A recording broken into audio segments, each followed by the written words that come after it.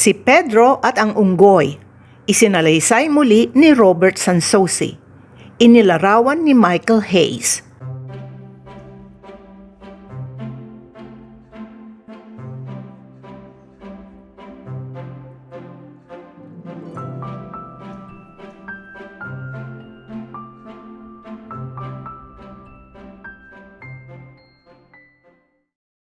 Noong unang panahon, si Pedro, isang kabataang Pilipinong magsasaka, ay pinepeste ng isang unggoy na nagnanakaw ng mais sa kanyang bukirin. Sa wakas ay naglagay ng patibong ang binata para sa magnanakaw. Kinabukasan, natagpuan niya ang unggoy na nahuli sa bitag. "Ipagbibili kita sa isang tao bilang isang alagang hayop," sabi ni Pedro. "Yan ang kabayaran sa lahat ng mais na ninakaw mo." Biglang umiyak ang unggoy. Sa pagkamangha ni Pedro, ang unggoy ay nakiusap. "Please, pakawalan mo ako. Ipinapangako ko na hindi na magnanakaw pa ng mais."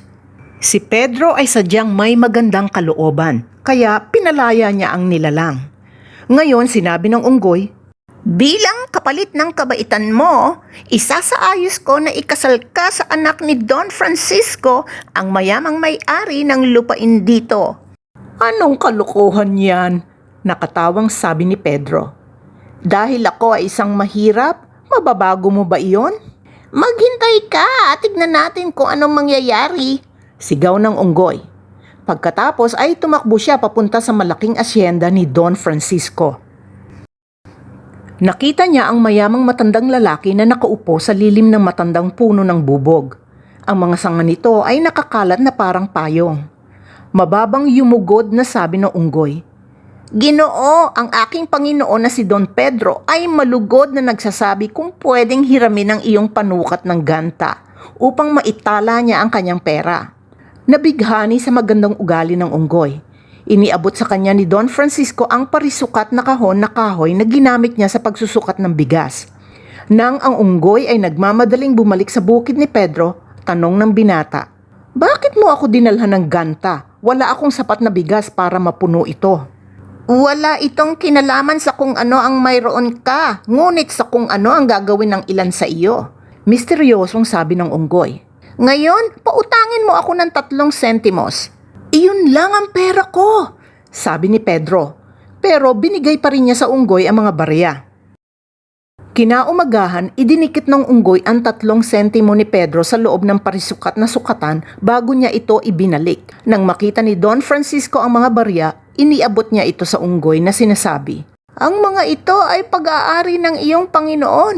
"Naku!" natatawang sabi ng unggoy.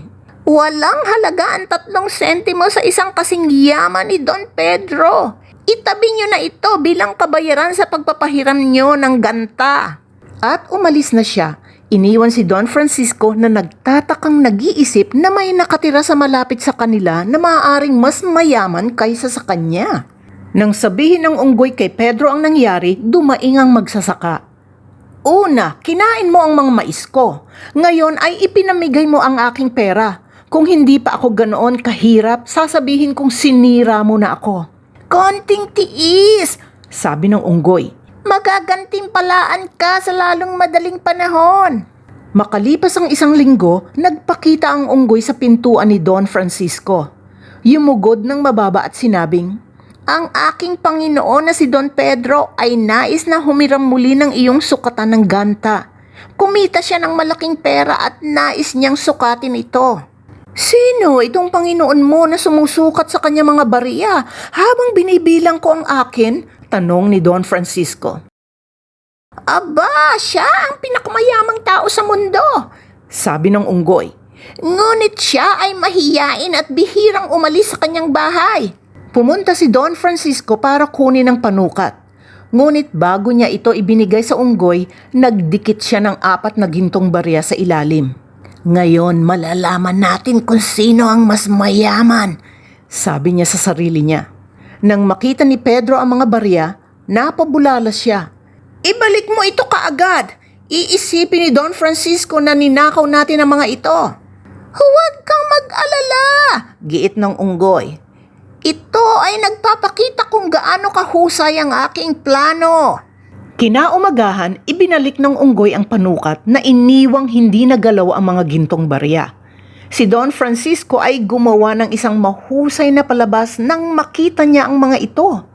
"Sa iyong amo ba ang mga ito?" tanong niya. Humalakhak ang unggoy at sinabing, "Nagiging pabaya na ang aking amo, pero pera lang iyan, itabi mo na. Sa mga araw na ito ay mas nababahala si Don Pedro sa paghahanap ng mapapangasawa."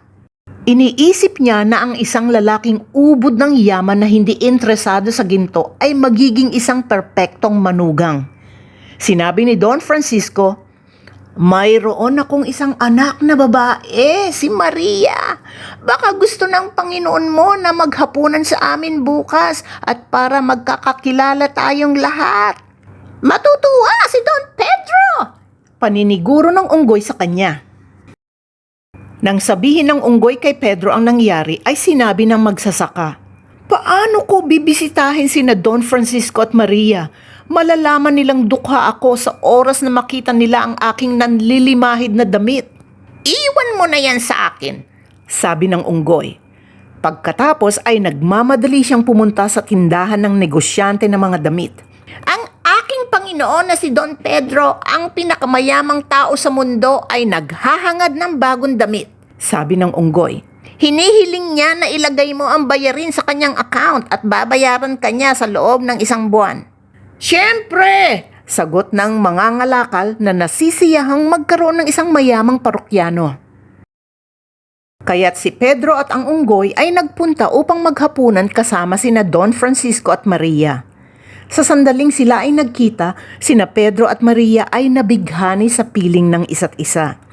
Habang kumakain, hindi nila maalis ang tinginan sa isa't isa. Sa pagtatapos ng gabi, sila ay umibig na sa isa't isa. Nang aalis na siya, si Pedro na nadala ng kanyang damdamin ay sinabi kay Don Francisco, "Kung papayag si Maria at kung ikalulugod mo, gusto ko siyang pakasalan." "Ay, oo," sabi ni Maria. Ngunit ang tanging sinabi ni Don Francisco ay, "Marahil ay imbitahan mo kami sa iyong bahay at maaari nating pag-usapan ang bagay na ito." Nang mapagtantong hindi niya sila maiimbitahan sa kanyang mahirap na bahay, walang nasabi si Pedro. Pero agad ding nagsalita ang unggoy. "Nahihiya ang aking Panginoon dahil may idinadagdag siyang mga silid sa kanyang asyenda at ang bahay ay walang ilaw para sa mga panauhin. Gayunpaman, ang mga ito ay halos tapos na. Sa loob ng 3 araw, isasama ko kayo sa ari-arian ni Don Pedro." Namangha sa sinabi ng unggoy, tumango lamang si Pedro. Ngunit pagkaalis nila, tinanong niya, "Paano ko haharapin si Maria at ang kanyang ama sa aking kubo?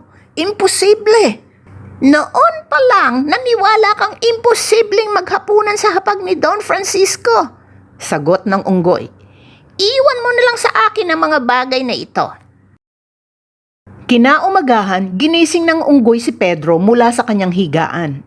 "Kumuha ka ng mahabang lubid, ulo ng palakol at tambol. Pagkatapos ay sumama ka sa akin." "Saan tayo pupunta?" tanong ni Pedro. "Sa higante, Buring Kantada." "Halimaw si Buring Kantada!" sigaw ni Pedro. "Kinakain niya lahat ng taong nahuhuli niya." "Siya rin ay isang hangal at duwag," sagot ng unggoy. "Kung umaasa kang pakasalan si Maria, gagawin mo ang sinasabi ko." Kaya inipon ni Pedro ang lahat ng sinabi sa kanya ng unggoy.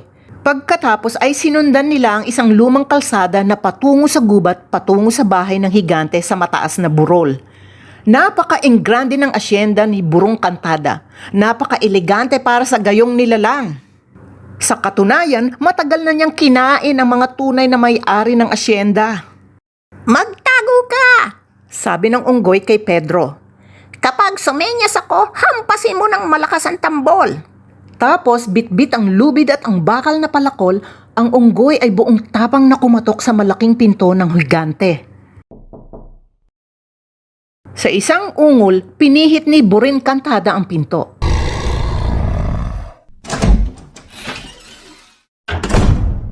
Siya ay kahindik-hindik na may nagliliyab na pulang mga mata at kurbadong mga pangil. Kaya't ang unggoy ay kailangan tawagin ang lahat ng kanyang katapangan upang hindi magtatakbo. Anong gusto mo? Angal ng higante. Ginoo! Sabi ng unggoy. Isang napakalaking kakilakilabot na dambuhala ang parating dito. Kinakain niya ang bawat buhay na bagay na makita niya. Alam kong mayroon kang malalim na kuweba sa ilalim ng iyong bahay. Mangyaring hayaan mo akong magtago doon. Ang balitang ito ay tumakot sa duwag na higante. Ngunit siya ay umangas.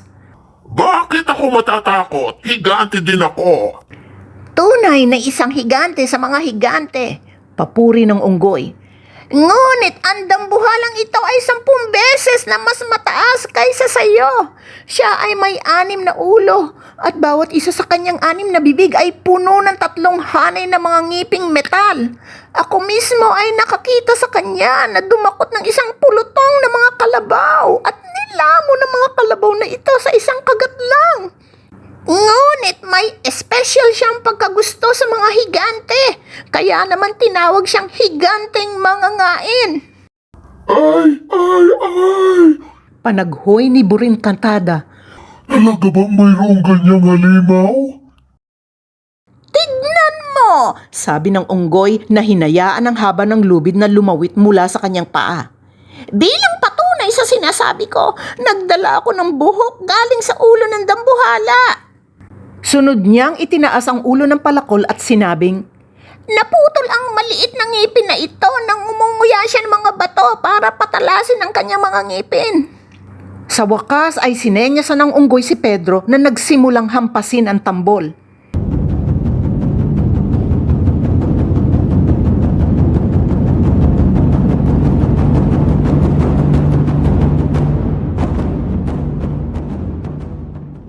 Naririnig mo ba ang tunog ng tambol na iyon?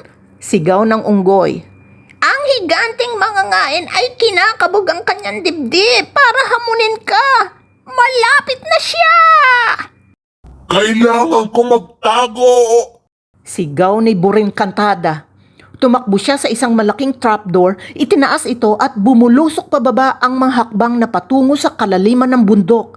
Mabilis na isinara ng unggoy ang pinto ng bitag. Nang sinamahan na siya ni Pedro, tinatakan ng dalawa ito ng bakal. Sa pagsaliksik sa bahay, natagpuan nila ang isang silid na puno ng ginto, habang ang isa pang silid ay may mga kulungan na puno ng mga tao.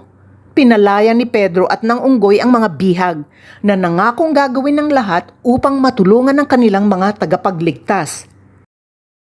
Itinakda ni Pedro ang kalahati sa kanila sa paglilinis ng bahay at ang kalahati sa pag-aalaga ng mga baka at pag-aararo ng mga bukirin. Sinabi sa kanila ng unggoy, kung may magtanong kung sino ang nagmamay-ari ng lahat na ito, sabihin na ang lahat ay kay Don Pedro. Pagkalipas ng 2 araw, inihatid ng unggoy sina Don Francisco at Maria sa ingranding bahay na tinitirhan na ngayon ni Pedro. Nang madaanan ng karwahe ni Don Francisco ang mga pastol at manggagawa sa bukid, nagtanong ang mayamang matanda. Kaninong mga baka at lupain ang mga ito? Sumagot ang mga lalaki.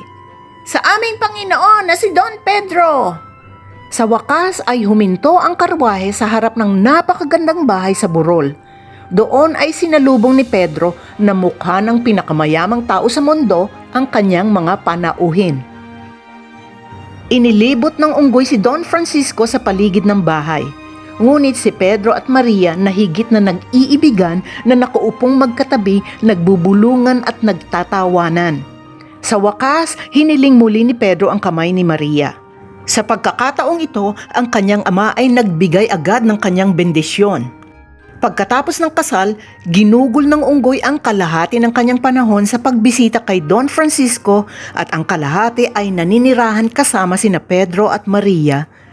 Tinutulungan silang lahat sa kanyang magandang pagpapayo.